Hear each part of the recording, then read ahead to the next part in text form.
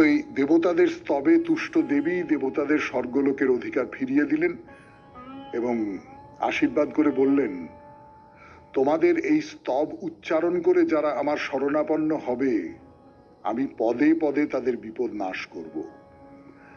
আর যুদ্ধক্ষেত্রে আমি যেহেতু দুর্গম দৈত্যকে বধ করেছি, তাই আজ থেকে আমার অন্য একটি নাম এই জগতে প্রসিদ্ধ হবে।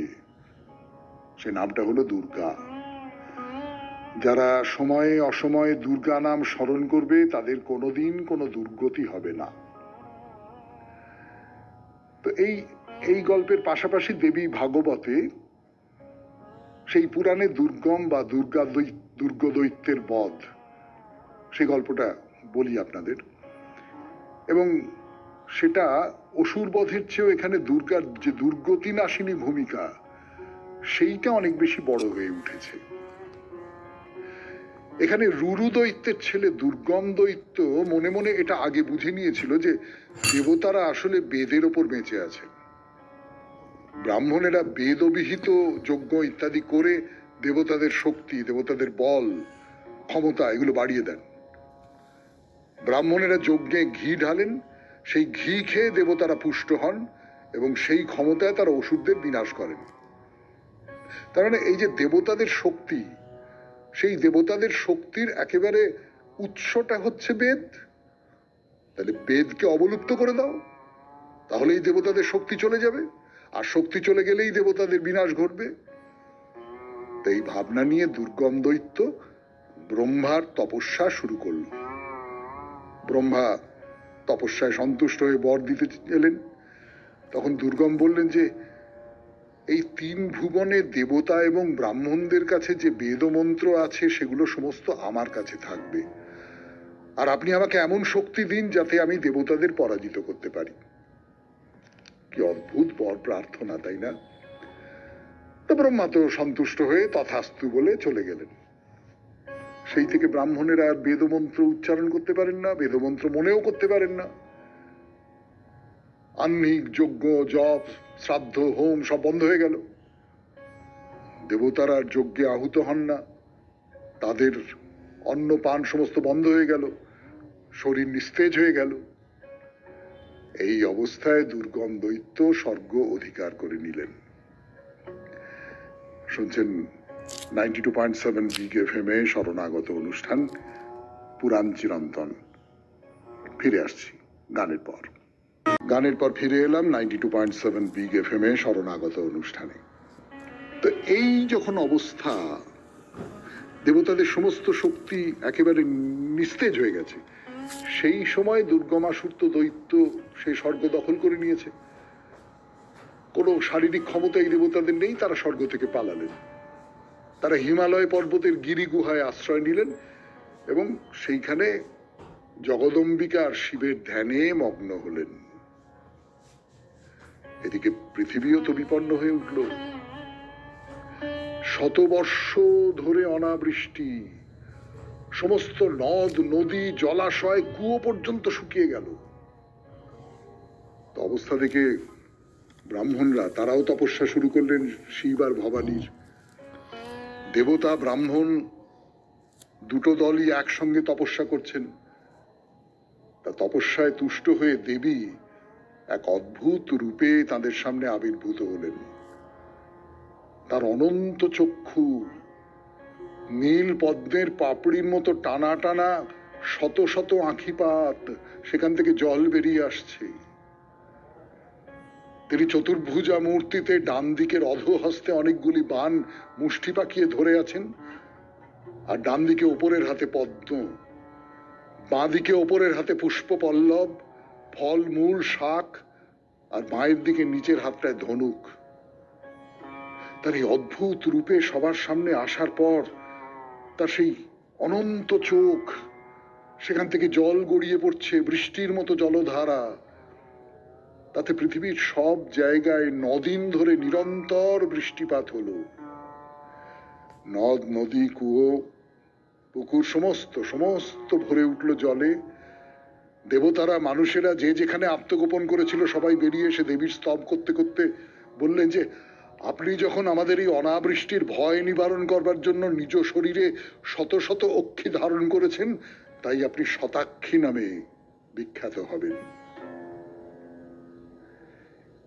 এই যে কাহিনীটা, এই কাহিনী দিয়েই শেষ করব শরণাগত।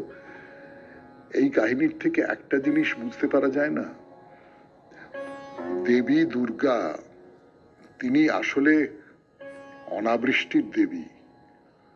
তিনি আসলে বৃষ্টিপাত ঘটিয়ে শুকনো পৃথিবীকে রক্ষা করেন। আমরা যে মা দুর্গার পুজো করি, যে নবপত্রিকা দিই, যে নবপত্রিকাতে অনেকগুলো গাছ, সেই গাছের শিকড়, সেই গাছের ডালপালা থাকে, সেও তো আসলে উর্বরা শক্তির প্রতীক। এই উর্বরা শক্তি আমাদের দেশকে শস্য শ্যামলা করুক, আমাদের মনোভূমিকে সজীব রাখুক, সতেজ রাখুক, এই কামনা করে শেষ করছি পুরাণ চিরন্তন। এরপর স্বামী বিবেকানন্দের রচনা থেকে পাঠ, গানের পর। গানের পর ফিরে এলো আপনাদের সৌমিত্র বসু 92.7 বিগ FM এ শরণাগত অনুষ্ঠানে। স্বামী বিবেকানন্দের রচনা থেকে পাঠ, পরম লক্ষ্য। যথাসময় আমাদিগকে ব্যক্তি হইতে হইবে, কিন্তু কোন অর্থে? মানুষের ব্যক্তিত্ব কি? টম ব্রাউন নয়, মানুষের মধ্যে যে ঈশ্বর, তিনিই প্রকৃত ব্যক্তি সত্তা। মানুষ যতই তাহার দিকে অগ্রসর হইবে, ততই নিজের মিথ্যা ব্যক্তি সত্তা সে ত্যাগ করিবে। নিজের জন্য সবকিছু সংগ্রহ করিতে, সবকিছু পাইতে যত বেশি চেষ্টা সে করিবে, ততই সে ব্যক্তি হিসেবে ছোট হইয়া যাইবে। নিজের কথা সে যত কম ভাবিবে, জীবিতকালে নিজের ব্যক্তিত্ব সে তত বেশি ত্যাগ করিবে, ততই সে ব্যক্তি হিসাবে বড় হইবে। পৃথিবীর মানুষ এই নিগূঢ় তত্ত্বটি বুঝিতে পারে না। আমাদের প্রথম বুঝিতে হইবে ব্যক্তি সত্তার অর্থ কি। ব্যক্তি সত্তা হইল আদর্শে পৌঁছানো। তুমি এখন পুরুষ বা নারী, তোমার পরিবর্তন ঘটিবেই। তোমরা কি থামিয়া থাকিতে পারো? তোমাদের মন আজ যেমন আছে সেই রকমই কি রাখিতে চাও? রাখিতে চাও ক্রোধ, ঘৃণা, ঈর্ষা, দ্বন্দ্ব প্রভৃতি মনের সহস্র প্রকার বৃত্তি? তোমরা কি বলিতে চাও সে সবই তোমরা অক্ষুণ্ণ রাখিবে? কোথাও তোমরা থামিতে পারো না যতদিন না জয়লাভ সম্পূর্ণ হয়, যতদিন না তোমরা পবিত্র এবং পূর্ণ হও। যখন সচ্চিদানন্দ স্বরূপ হইবে, তখন আর তোমার ক্রোধ থাকিবে না। তোমার কোন দেহকে তুমি রক্ষা করিবে? যে জীবনের শেষ নাই, সেখানে না পৌঁছানো পর্যন্ত তুমি থামিতে পারো না। অসীম জীবন, সেইখানে তুমি থামিবে। আজ তোমরা কিছু জ্ঞান লাভ করিয়াছ, আরো জ্ঞান লাভ করিতে সর্বদাই চেষ্টা করিতেছ। কোথায় থামিবে? জীবনের সঙ্গে একাত্ম যতদিন না হইবে, ততদিন কোথাও থামিবে না। অনেকে সুখ লাভকেই লক্ষ্য মনে করে। সেই সুখের জন্য তাহারা শুধু ইন্দ্রিয়ের অনুসরণ করে। উচ্চতর স্তরে আরো অনেক বেশি আনন্দ পাওয়া যায়। তারপর আত্মিক স্তরে, তারপর নিজের মধ্যে, জীবের মধ্যে যিনি শিব, তাহার মধ্যে। যে মানুষের সুখ বাহিরে, বাহিরের জিনিস চলিয়া গেলেই সে অসুখী হইয়া পড়ে। সুখের জন্য এই পৃথিবীর কোনো কিছুর উপর নির্ভর করিতে পারো না। আমার সব সুখ যদি আমার নিজের মধ্যে থাকে, তাহা হইলে সে সুখ আমি সর্বদাই ভোগ করিতে পারি, কারণ আমার আত্মাকে তো আমি কখনো হারাইব না। মাতা, পিতা, সন্তান, স্ত্রী, দেহ, সম্পদ সব আমি হারাইতে পারি, শুধু হারাইতে পারি না আমার আত্মাকে। আত্মাই আনন্দ। সব বাসনাই আত্মায় বিধৃত। ইহাই ব্যক্তিত্ব, ইহার পরিবর্তন নাই, ইহাই পূর্ণ। কেমন করিয়া ইহাকে পাওয়া যায়?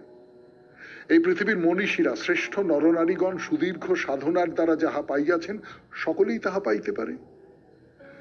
বৃষ্টি বা দৃষ্টি দেবতায় বিশ্বাসী দ্বৈতবাদী মতগুলির কথা বলিতেছ, উহাতে কিছু যায় আসে না। একটি সত্য সকলেই মানে, এই মিথ্যা ব্যক্তি সত্তাটি ছাড়িতে হইবে। এই যে অহং, ইহা যত হ্রাস পাইবে, ততই আমি আমার প্রকৃত স্বরূপের সান্নিধ্যে পৌঁছিব। সেটি আমার বিশ্বময় দেহ। নিজের মনের কথা আমি যত অল্প ভাবিব, ততই আমি সেই বিশ্বব্যাপী মনের নিকটতর হইব। নিজের আত্মার কথা আমি যত অল্প ভাবিব, ততই আমি বিশ্বব্যাপী আত্মার নিকটতর হইব। শেষ করলাম স্বামী বিবেকানন্দের রচনা থেকে পাঠ। এই রচনায় যে উপদেশ দিয়েছেন স্বামীজি, তা যেন আমরা জীবনে পালন করতে পারি, অনুসরণ করতে পারি। সম্পূর্ণ যদি নাও পারি, খানিকটাও যদি পারি, তাতেও মানুষ হিসেবে পাল্টে যাব। মানুষ হিসেবে পাল্টে যাবার আরেকটি কথা, ভগবদ গীতার কথা। ফিরে আসছি গানের পর। 92.7 বিগ এফএম এ শরণাত অনুষ্ঠানে। এই যে ভালো কাজ করা, খুব নীরবে শুধু কাজটার উপরেই মন দিয়ে ভালো কাজ করা, এর বাইরে আজকের দিনে হইচই করাটা, দেখানেপনাটা খুব বেশি এবং আসল কাজটা করা হয় কম, এরকম কথা বলা হয়েছিল। গতদিন পড়ে শুনিয়েছি আপনাদের। আজ কি পড়ব শোনাই 92.7 বিগ এফএম এ শরণাগত অনুষ্ঠানে। আমাদের সমাজে আজকাল এরকম কাজ প্রচুর হচ্ছে, কিন্তু শান্ত হয়ে নীরবে একাগ্রভাবে কাজ করাই হলো প্রকৃত কাজ। সেই রকম কাজের কথাই এখন শ্রীকৃষ্ণ বলছেন। তার কথাগুলি বাড়ির গিন্নির ক্ষেত্রে যেমন প্রযোজ্য, তেমনি প্রযোজ্য একজন প্রশাসকের ক্ষেত্রে বা যে কোনো একজন পেশাদার কর্মীর ক্ষেত্রে। কাজ হবে শান্ত, নীরব, একাগ্রতা সম্পন্ন। মনের প্রবণতা হলো উঁচু নিচুতে ওঠানামা করা। বস্তুত এর ভেতরে এক বিরাট মনস্তত্ত্ব রয়েছে। বাহ্য জগতের প্রত্যেকটি অভিজ্ঞতা মনের মধ্যে তরঙ্গ সৃষ্টি করে। জলাশয়ের জলপৃষ্ঠে একটি ঢিল ছুঁড়ে দিলে ঠিক যেমন হয়ে থাকে, মনও ঠিক তাই। কোনো অভিজ্ঞতা বৃহত্তর ঢেউ সৃষ্টি করে, কোনো ঢেউ আবার আটলান্টিক মহাসাগরের ঢেউয়ের মতো হয়। সেটা ভালো নয়। এতে তুমি তোমার দাঁড়াবার জায়গা থেকে ছিটকে যাবে, এতে তুমি তোমার মানসিক সাম্য হারাবে। আমাদের মধ্যে অধিকাংশ লোকেরই দৈনন্দিন জীবনের মাঝে কিছুটা পরিমাণে স্থিতিসাম্য বজায় থাকে, তবে আমাদের মধ্যে অসাধারণ কিছু একটা ঘটলে ব্যতিক্রম হতে পারে। কিন্তু প্রশিক্ষণের সাহায্যে আমরা মানসিক স্থিতিশীলতা বজায় রাখবার সামর্থ্য বাড়াতে পারি। কোনো অস্থিরতার প্রভাব আমাদের মনের উপর কাজ করতে থাকলেও। এই বিষয়টি শ্রীকৃষ্ণ এখন বলবেন, কারণ এখন তিনি এক কর্মতত্ত্ব সহ জীবন দর্শন আমাদের উপহার দেবেন। জীবন ও কর্ম প্রায়ই মনকে বিপর্যস্ত করে দেয়, তাই মনকে সঠিক পথে চালনা করতে শিখতে হবে। মনকে শান্ত, একাগ্র করে রাখবে। এটি হলো শিক্ষণের প্রাথমিক স্তর। এরপর তিনি সমত্বম যোগ উচ্যতে, যোগী সমত্ব, এইভাবে তার দর্শনের সংজ্ঞা দেবেন। এই ধরনের মনই শান্ত ও একাগ্র, সেটাই যোগ্য। সচরাচর তা হয় না। একটি পশুর কথা ধরো। পশু উত্তেজিত হলে তার মন বিক্ষিপ্ত হয়ে ওঠে। তখনই সে কাজের মাধ্যমে সেটিকে সে অবশ্যই প্রকাশ করবে। তারপর সে উত্তেজনার উপশম হয়। পশুর ব্যবহারের এই হলো প্রকৃতি। মানুষের ক্ষেত্রে মনের প্রশিক্ষণ শুরু হবার আগে প্রায়শই ওই রকম ব্যবহারই সে করে থাকে। আদিম যুগে মানুষ ওই রকমই করত, যদিও তখনই মানবের গঠনতন্ত্রে কিছুটা শান্ত ভাব এসেছে, কারণ প্রকৃতিই তার ব্যবস্থা করেছে। তাতে স্নায়ুতন্ত্রের ভেতর যা এসে পড়ে পর্যবেক্ষণ করে তবেই তাকে গতিযন্ত্রের মাধ্যমে বাইরে প্রকট হতে দেওয়া যায়। এই আগম ও নির্গমে একটু কালের ব্যবধান অতি সাধারণ মানুষের ক্ষেত্রেও থাকে। শুনছেন ভগবদ গীতা থেকে পাঠ, তার ব্যাখ্যা 92.7 বিগ এফএম এ শরণাগত অনুষ্ঠানে। ফিরে আসছি গানের পর। করে ফিরে এলাম ভগবদ গীতা থেকে পাঠ 92.7 বিগ এফএম এ শরণাগত অনুষ্ঠান শুনছেন। আমি আছি আপনাদের সঙ্গে, আপনাদের সৌমিত্র বসু। এর আগে যেটা বলছিলাম তারপর থেকে পড়ি। সেটা হলো মানব মনের প্রভূত উন্নয়নের সূচনা। শ্রীকৃষ্ণ কেবল উন্নয়নের সূচনারই ইঙ্গিত করেছেন। আগম ও নির্গমের মাঝে বিরতিটুকু দাও। মনে করো কেউ আমাকে কটূক্তি করছে, আমি অমনি প্রতি কটূক্তি করে থাকি, তা করবে না। তাহলে তুমি পশুবৎ, স্বয়ংক্রিয় যন্ত্রবৎ হয়ে গেলে। আর আমরা সব সময় বলে থাকি ক্রিয়া ও প্রতিক্রিয়া সমান ও বিপরীত, এ তো যান্ত্রিক নিয়ম। মানুষের ক্ষেত্রে একে পরিবর্তন করা যায়। ক্রিয়া এক মাত্রা হলে প্রতিক্রিয়া 10 মাত্রা হতে পারে, আবার মাত্রাহীনও হতে পারে। এতেই প্রমাণ হয় যে মানুষ স্বাধীন। জীবন যখন ক্রমবিকাশের উষা লগ্নে একেবারে প্রাথমিক স্তরেই, তখনই তাতে স্বাধীনতার অঙ্কুরোদ্গম হয়। স্বাধীনতার আর অন্য কোনো সংজ্ঞা নেই। তুমি কেবল কোনো বাহ্য পরিবেশ সৃষ্ট একটি প্রাণী নও, তুমি তোমার প্রতিক্রিয়াকে নিয়ন্ত্রণ করো। যখনই তুমি প্রতিক্রিয়ার নিয়ন্ত্রণ হাতে নিলে, তখনই তোমার মধ্যে মনুষ্যত্ব লাভের সূচনা করলে। এর গতি অন্তর্মুখী হলে তা হবে অনন্য সাধারণ। তুমি তোমার মনকে নিয়ন্ত্রণ করছো, অন্তরে শান্ত ভাব সৃষ্টি করছো। এর থেকে বড় বড় সাফল্য আসবে।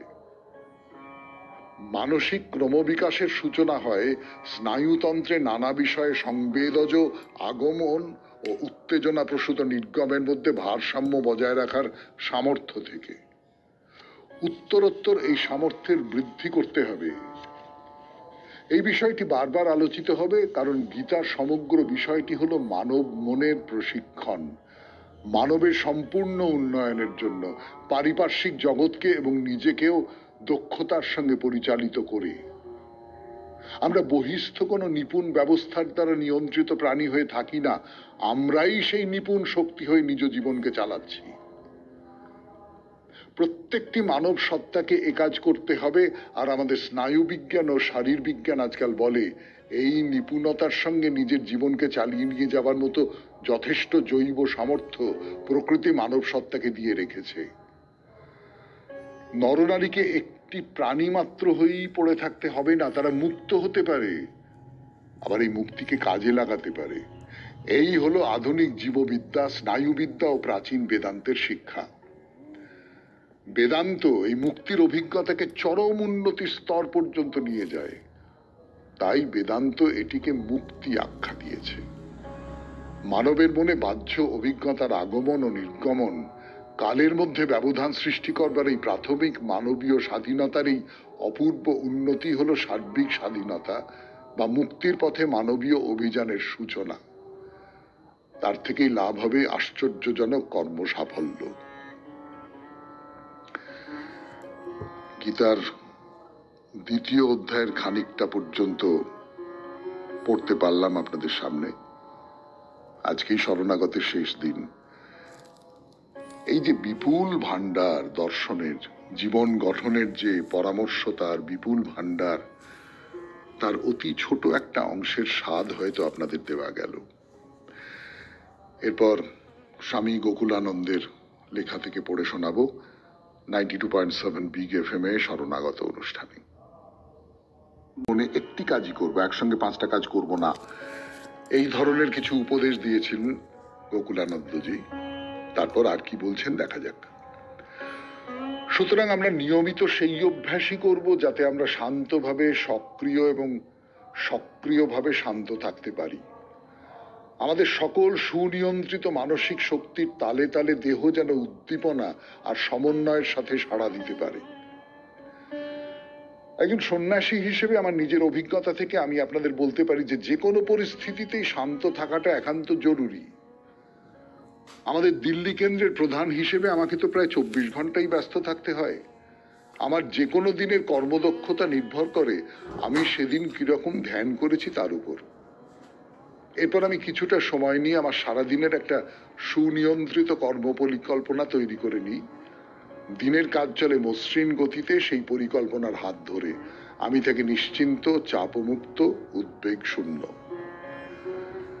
পরিকল্পনা মাফিক কর্মসূচি অনুযায়ী যদি একটার পর একটা কাজ সাঙ্গ করা যায়, উপযুক্ত ফল ফলবেই। আবেগপ্রবণ, এলোমেলো, অগোছালো কাজ আসলে চাপেরই দ্যোতক। এ বিষয়ে রামকৃষ্ণ সংঘের প্রথম সংঘাধ্যক্ষ পূজ্যপাদ ব্রহ্মানন্দজির কাছ থেকে শিক্ষার আলোকে আলোকিত হতে পারি আমরা। স্বামী বিবেকানন্দের অকাল মৃত্যুতে চোখের সামনে থেকে যেন হিমালয় সরে গেল। রামকৃষ্ণ মিশনের তখন তো হাঁটি হাঁটি পা পা দশা। সকলে ভেবে আকুল হলো যে এই শিশু সংগঠন এখন বাঁচবে কি করে। স্বামীজি কিন্তু ব্রহ্মানন্দজিকে সংঘের কর্ণধার করে বলে গিয়েছিলেন, ঠাকুর বলতেন যদি প্রয়োজন হয় ও একটা রাজ্য পর্যন্ত অনায়াসে চালাতে পারবে, এবং একথা যে সত্যি ইতিহাস তার সাক্ষী। সংঘগুরু হিসেবে তার কার্যকালে ব্রহ্মানন্দজি মুহূর্তের প্ররোচনায় একটি সিদ্ধান্তও নেননি। তার সুচিন্তিত পরিকল্পনায় মিশনকে ফুলে ফলে পল্লবে বিকশিত হতে সাহায্য করেছিল। রামকৃষ্ণ মিশন নামক শিশু সংগঠনটি শক্ত ভিতের ওপর যৌবনোচিত বলিষ্ঠতায় দাঁড়াতে পেরেছিল ব্রহ্মানন্দজির অনুপম অসাধারণ নেতৃত্বের গুণেই। এ শক্তি অর্জনের রহস্যটা কোথায়? এ বিষয়ে তার উপদেশ ধরা আছে তার দ্য ইটার্নাল কম্প্যানিয়ন গ্রন্থে। তিনি বলছেন, এমনকি অস্থির কর্মকাণ্ডের মধ্যেও যদি চুপ করে একটু দাঁড়াও তুমি শক্তি পাবে, তারপর আবার শুরু করো চলা। অত্যধিক মানসিক শক্তি ক্ষয় হয় যাদের, বিশ্রামটাই যাদের কাছে এক সমস্যা বিশেষ, এতে বিশেষ করে তাদের উপকার হবে যথেষ্ট।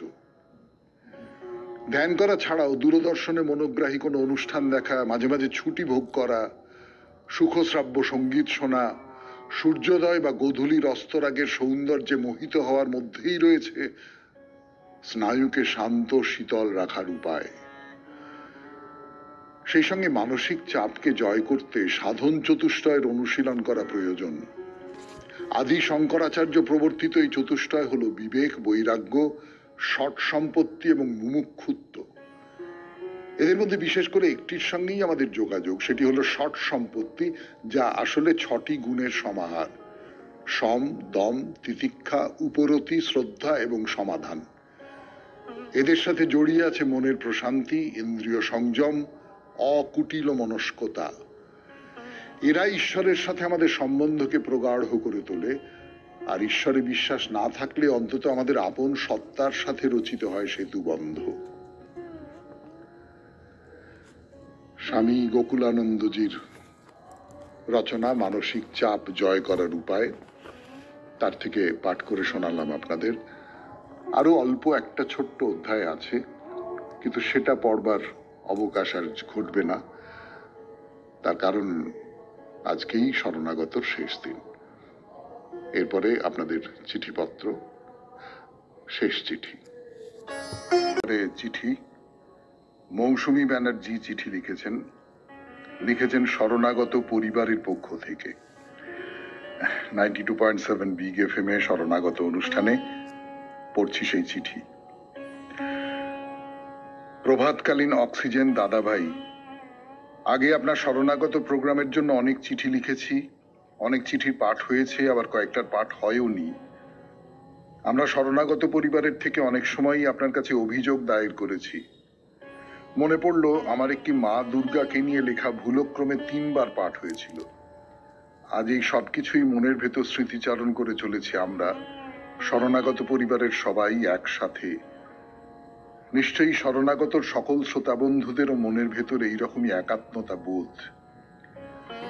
আপনি বলেছেন পুজোর কটা দিন কেমন কাটাবো, তাই নিয়ে লিখতে না দাদা ভাই, এইবার পারলাম না, মনকে পরিবর্তন করার কিছুটা সময় চাই। এখন আমরা শরণাগত প্রোগ্রামের প্রিয় সৌমিত্র দাদাভাইকে সঞ্চালনা করতে আর শুনতে পাবো না ভোরের স্নিগ্ধ আলোর সাথেই বহু নমস্কার ও শুভকামনার গুচ্ছ। অদৃশ্য শক্তির উৎস থেকেই বিনি সুতোর মালায় আমরা সবাই গাঁথা পড়ে আছি। শরণাগত পরিবারের থেকে আমরা কত স্থানে সস্ত্রীক আপনার সাথে আলাপ ও আনন্দ উপভোগ করেছি। আজ এই সবকিছুই মনের বাঁধনে অটুট আছে, জানান দিচ্ছে। তবুও মন, যাকে সহজে কিছু বোঝানো ভারী মুশকিল। আশা করি দাদাভাই, আশ্বিনের ঝোড়ো হাওয়ায় আমরা সবাই যতই অবসাদগ্রস্ত হই, ছিন্নমূল হব না, কারণ আপনি আছেন, থাকবেন আমাদের অদৃশ্য গ্রথিত পরিবারের বড় দাদাভাই হয়ে। আপনার দেশের বাড়ির দুর্গাপুজো সুন্দরভাবে কাটুক, সবার জীবনে আসুরিক শক্তি পরাভূত হোক, জয়ী হোক শারদীয়া মা দুর্গার শুভ শক্তি, আনন্দে কাটুক মা দুর্গার পুজো। এই সাথেই আপনাকে জানাই আমাদের শরণাগত পরিবারের পক্ষ থেকে প্রণাম, মানস শংসাপত্র ও আন্তরিক শুভেচ্ছা।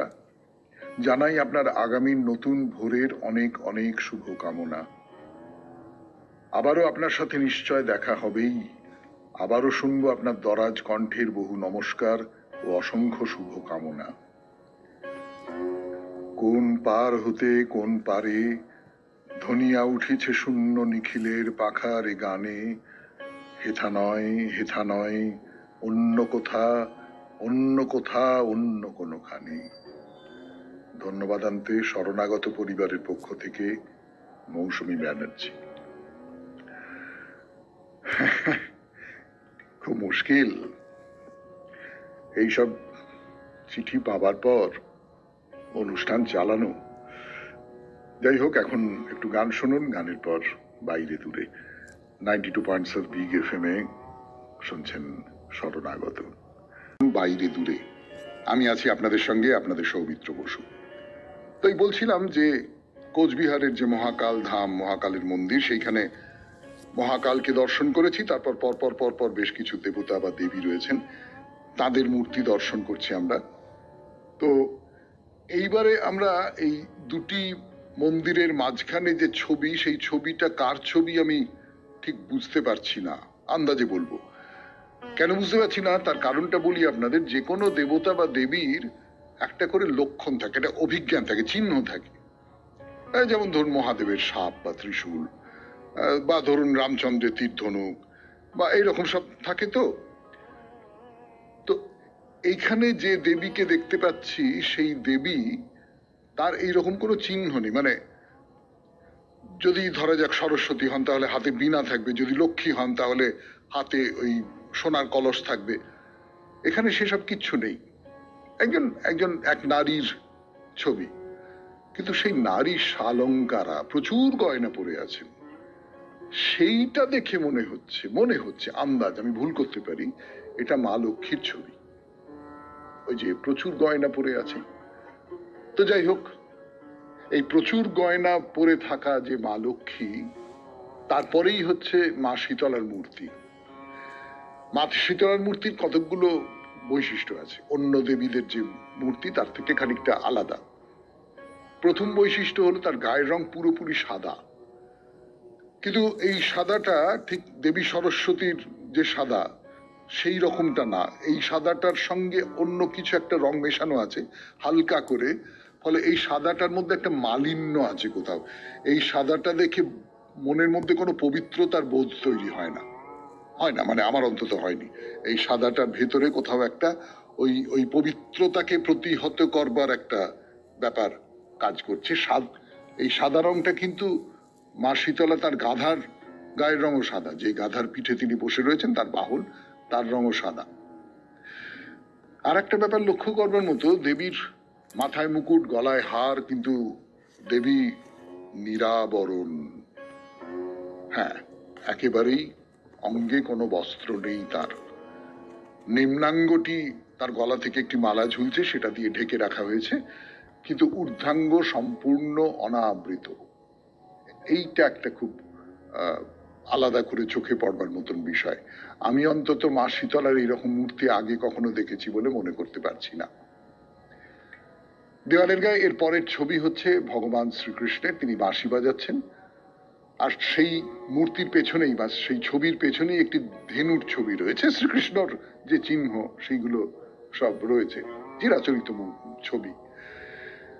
এইবারে যার গর্ভগৃহ, তার নাম বাইরে লেখা রয়েছে বুড়িমা।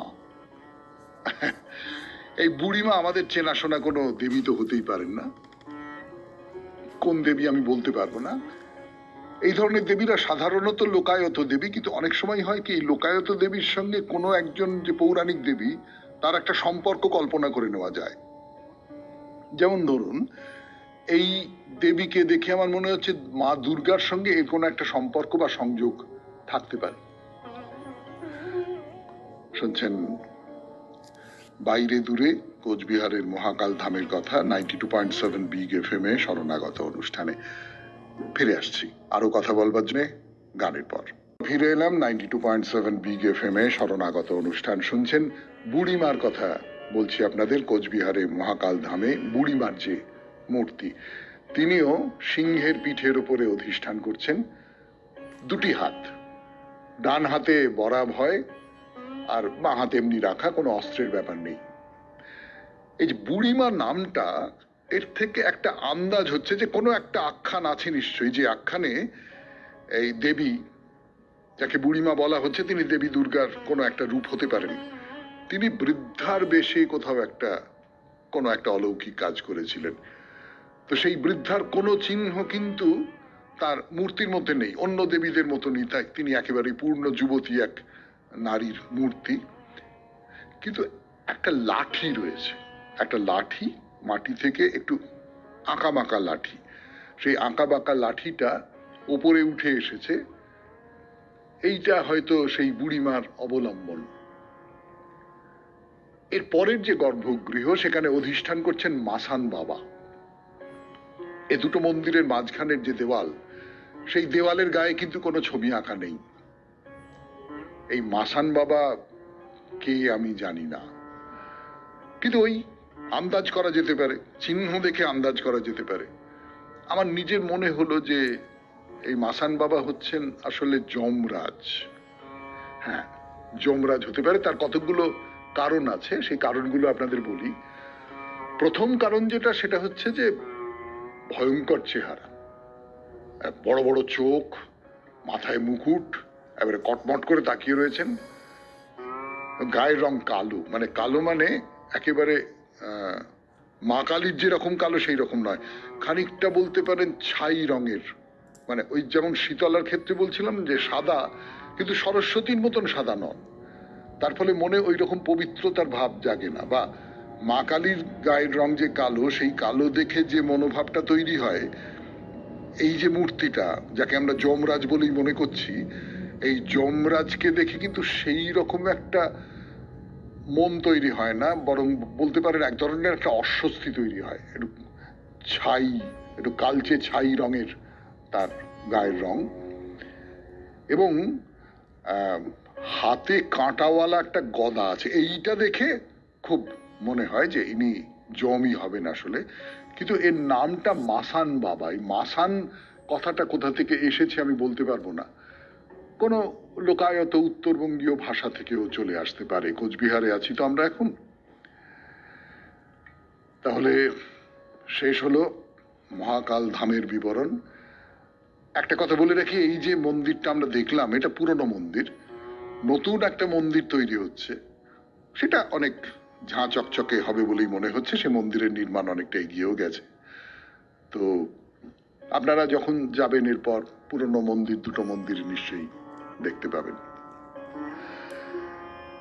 তাহলে শেষ হলো শরণাগত। প্রতিদিন যে কথাটা বলি, আজকে তার একটা দুটো শব্দ বাদ দিয়ে বলতে হবে।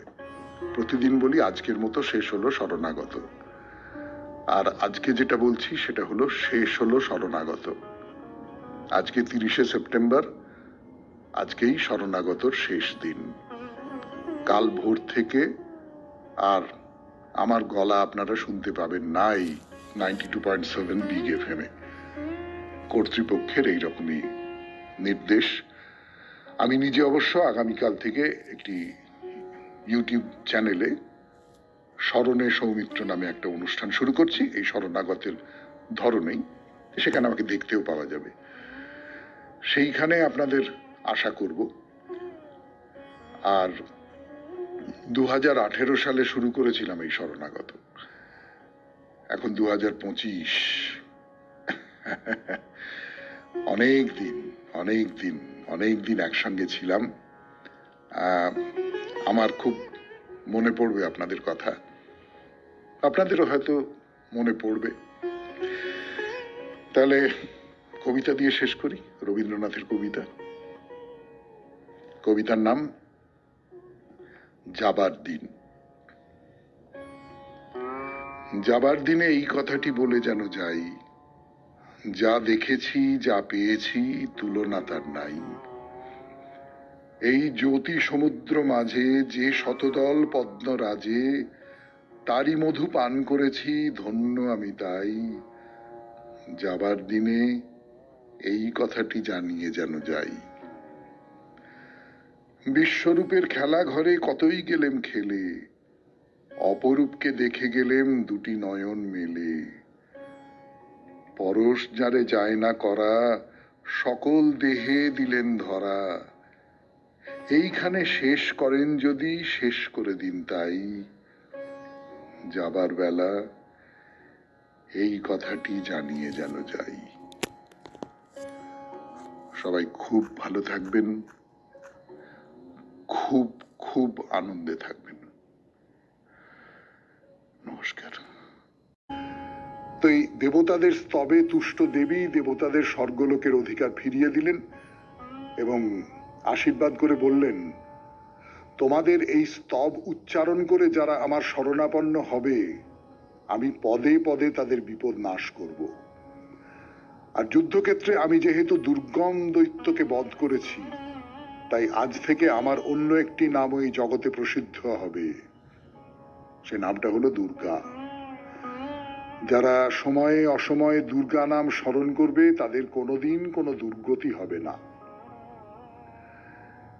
তো এই গল্পের পাশাপাশি দেবী ভাগবতে সেই পুরাণে দুর্গম বা দুর্গ দৈত্যের বধ, সেই গল্পটা বলি আপনাদের। এবং সেটা অসুর বধের চেয়েও এখানে দুর্গার যে দুর্গতি নাশিনী ভূমিকা, সেইটা অনেক বেশি বড় হয়ে উঠেছে। এখানে রুরু দৈত্যের ছেলে দুর্গম দৈত্য মনে মনে এটা আগে বুঝে নিয়েছিল যে দেবতারা আসলে বেদের ওপর বেঁচে আছেন।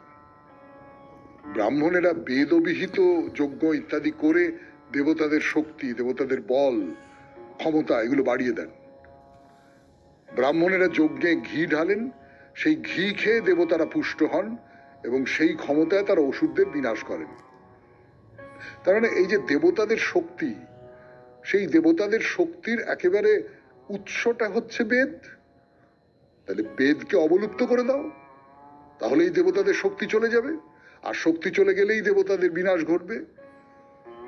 এই ভাবনা নিয়ে দুর্গম দৈত্য ব্রহ্মার তপস্যা শুরু করল। ব্রহ্মা তপস্যায় সন্তুষ্ট হয়ে বর দিতে এলেন। তখন দুর্গম বললেন যে এই তিন ভুবনে দেবতা এবং ব্রাহ্মণদের কাছে যে বেদমন্ত্র আছে সেগুলো সমস্ত আমার কাছে থাকবে, আর আপনি আমাকে এমন শক্তি দিন যাতে আমি দেবতাদের পরাজিত করতে পারি। কি অদ্ভুত বর প্রার্থনা, তাই না? তো ব্রহ্মা তো সন্তুষ্ট হয়ে তথাস্তু বলে চলে গেলেন। সেই থেকে ব্রাহ্মণেরা আর বেদমন্ত্র উচ্চারণ করতে পারেন না, বেদমন্ত্র মনেও করতে পারেন না।